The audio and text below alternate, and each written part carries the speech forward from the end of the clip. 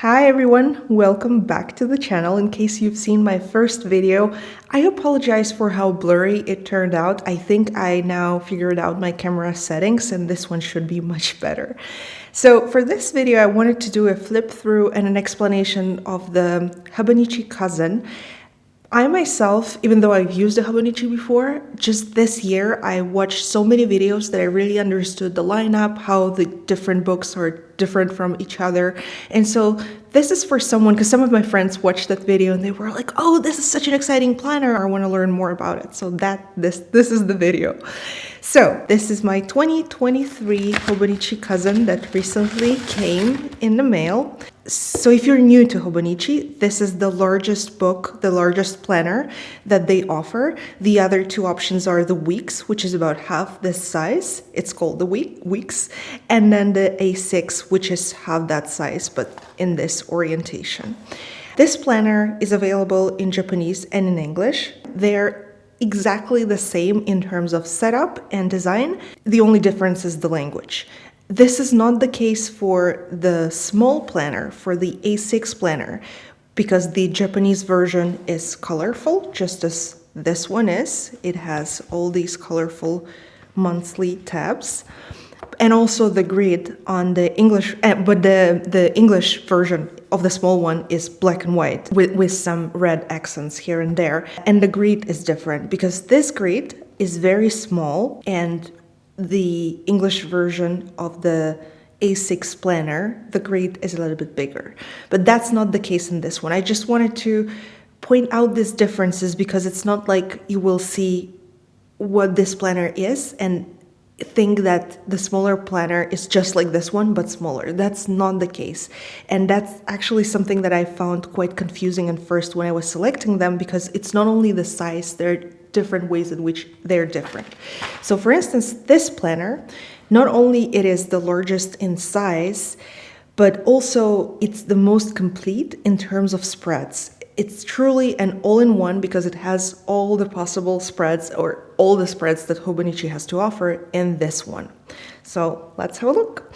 First of all, the cover is made of a cardboard, which is quite thin and bendy in the sense that if you were to use it without an external cover for any extended period of time, this would fray very, very quickly and get ruined. So you absolutely need a cover.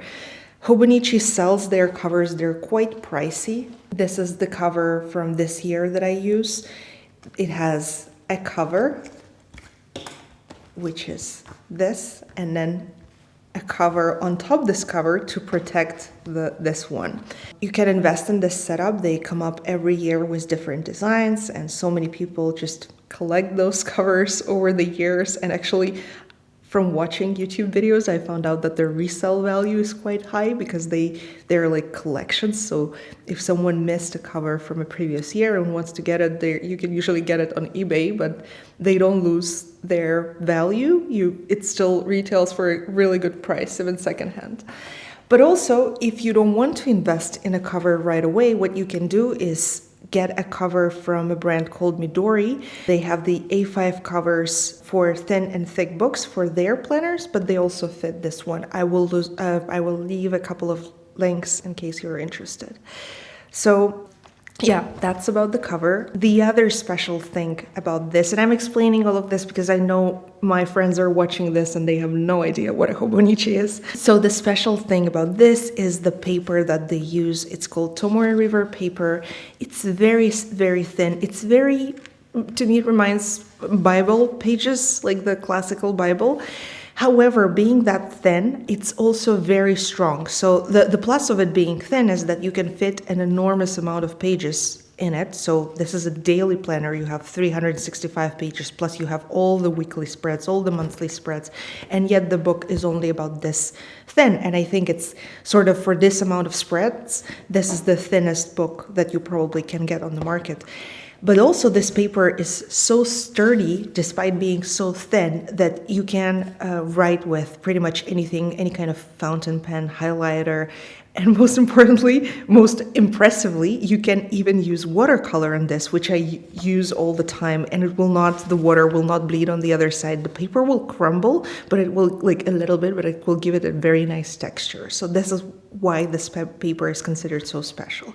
Well, just again, to my friends who know nothing about Hobonichi, you might hear, if you watch more videos, about the fact that Hobonichi will switch to more river paper suppliers, because this one is, I don't know if they retired or are going out of business or what, but there will be a new supplier of this kind of paper, and they've even included, from 2024, and they've even included a test paper of the upcoming 2024 paper with every planner.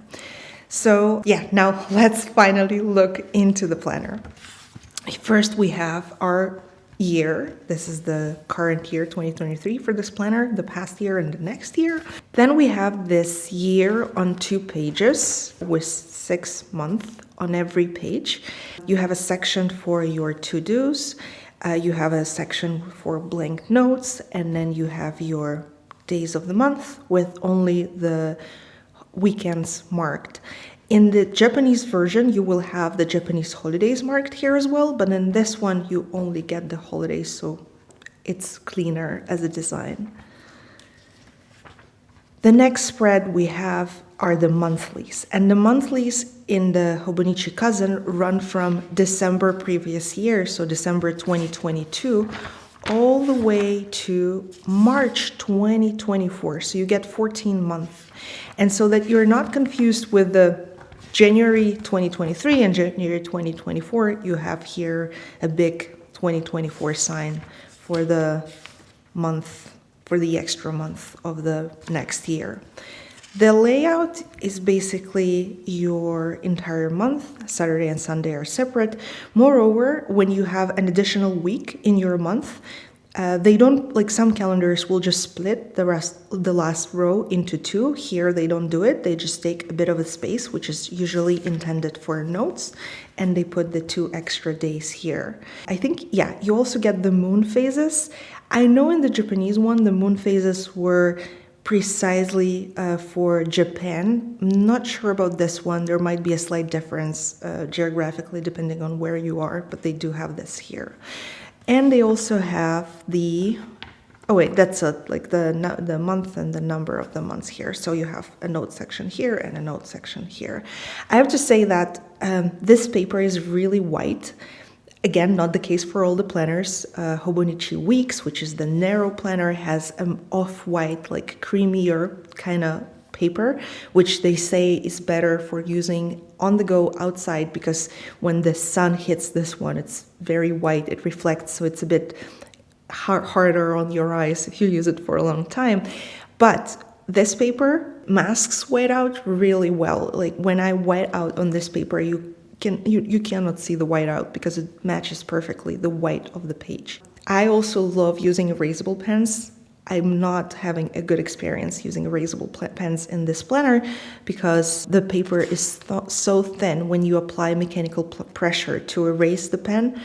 I don't know, I just don't like how the paper wrinkles from that kind of treatment. So these are your monthly pages. They come all at once together, and then you move on to the weekly spreads. And a lot of people, I feel like me, who discover Hobonichi are initially drawn to it because of this beautiful spread and how people decorate it online. Even though this looks very impressive, to me personally, these spreads did not work as I thought they would. And this is because of the structure. So first of all, you have a week on one page, you have all your days of the week, again, Saturday and Sunday are separate days and not together like they are on some planners.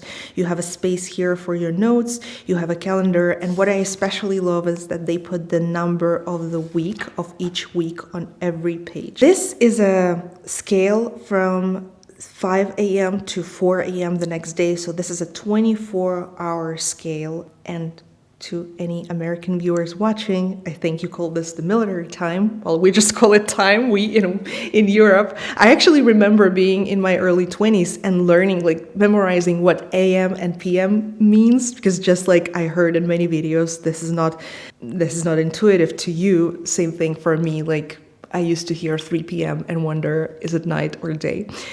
So anyhow, this is military time or standard European time, like a 24-hour scale. If you want to use this for time blocking for your work or for your studies, but especially for your work, which is more limited to say 8-9 hours per day, then this means that you would be using a space from here, 8 o'clock, to say here, 6 or 7. This would be your usable space for your entire time blocking, if you wanted to use the scale, right? And then this would be empty space, this would be empty space. Of course, you can use it for something else, journal or write, but if you are a functional planner like me, then you probably wouldn't be journaling much or writing much or tracking much. So you just want to plan out your work day, and this is all you get. I mean, it's not bad because you actually have a line for every 30 minutes on this spread, which could work depending on your schedule.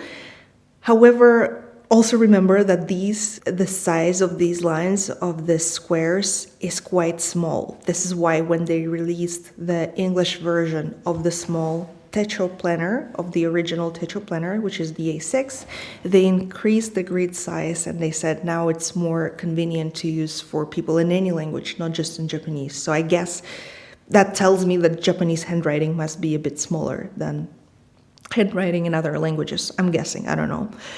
So anyhow, wasn't able to use this for time blocking. I use it in a different way now, but do bear this in mind in case you see that and think, yes, as time scale, that's exactly what I needed for my time blocking. You might not be able to use it as you planned. Again, this runs from basically the week where your year starts up until the last day, the week that contains the last day of the year, which would be, here. The year ends on a Sunday, so that's your last week. Then you have this spread, which is the turning the page to a new year, where I guess you could plan your year. And then you have your daily pages. Again, notice that the weeklies all go together and then the dailies go together. This is one thing that I found overwhelming as well at first.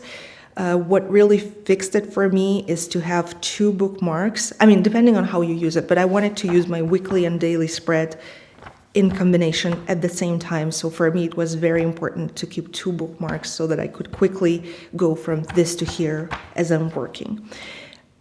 So the weekly pages of every month is represented by a different color. And it's this element here, the font in the title, as well as the grid and the quote. They put a quote here, 1 quote per page. This is the quote, this is who it's attributed to, and the color of the calendar. So basically there's a color for each month. Every month starts with a blank page. They used to have a quote here, but now it's completely blank. It's actually white, but if you need the grid line, you can see the grid line that comes, because the pages are quite transparent. You can see the grid line underneath. You can plan your month here, and then you have your dailies. The dailies have some very light boxes for to do here so that you can use or can ignore. I myself don't use them. The only kind of decoration that I do is I really like calligraphy. I mean, not in a professional way. I just learned how to do the strokes and now I can do these nice headings, and this is how I decorate basically. That's the only kind of decoration that I have. This is where I put them, and because these grids are very light, you can write over them and it doesn't look weird. You also have a time scale here. Again, it's a 24-hour one in military time, but here every hour is just 1 line. So this is completely unusable to me when every hour is represented by 1 small line. Sometimes I circle it and then write the actual time like a 12:15 next to it, but that doesn't make much sense to me. There's also a very soft line here that delineates the schedule from the rest of the notes. I'm going to show you the way I use it, but I want to say that it's very important to experiment and find a way for you to use it and not copy other people's spreads, because copying other people's spreads is the way to get overwhelmed with this planner and stop using it. So I tried different things, really different things, and I ended up right now, this is how I do it. Like I said, if I have a meeting, usually I do put meetings here, but not as time blocking, just like I approximately circle where the call is happening and put the exact time here. And then at around 21, like at around 9 p.m. on this schedule, I start putting my notes, my to-do list here, and I put my reflections here. It doesn't matter, actually, this is not a video about how I plan. I'm happy to make a video about that, but just so you can see the structure of the daily page. Yeah, I think this is all about the daily pages. What I really miss here, I wish they put the number of the week here as well. This would have been helpful, although there's a little calendar here, so maybe I should just be looking more at this. Well, anyhow, you also, by the way, have the number of the day here for the entire year. So, for instance, May 17th is day number 137 in 2023. Then at the end, you have a few blank grid pages. And you have a few info pages and just additional layouts. You have a timetable, never used that.